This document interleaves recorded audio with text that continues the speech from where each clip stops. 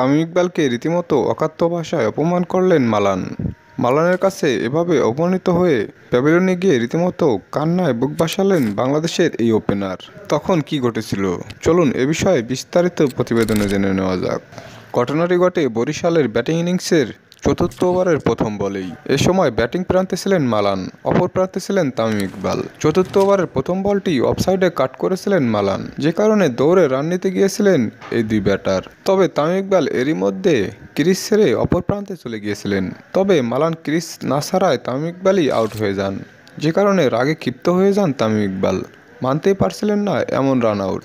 এরই মধ্যে তামিম ইকবালকে অকাথ্য ভাষায় অপমান করে বসেন মালান। একে তো অনাকাঙ্ক্ষিত রান আউট, অপরদিকে মালানের মুখে এমন অকাথ্য ভাষায় অপমান, যে বিষয়টি সহ্যই করতে পারেনি তামিম ইকবাল। যে কারণে প্যাভিলিয়নে গিয়ে চোখের জল ফেলতে দেখা গেছে বাংলাদেশের এই ওপেনারকে। দর্শক, তামিম ইকবালের বারবার এমন ভুলভাবে রান আউট হওয়ার বিষয়টিকে আপনারা কীভাবে দেখছেন?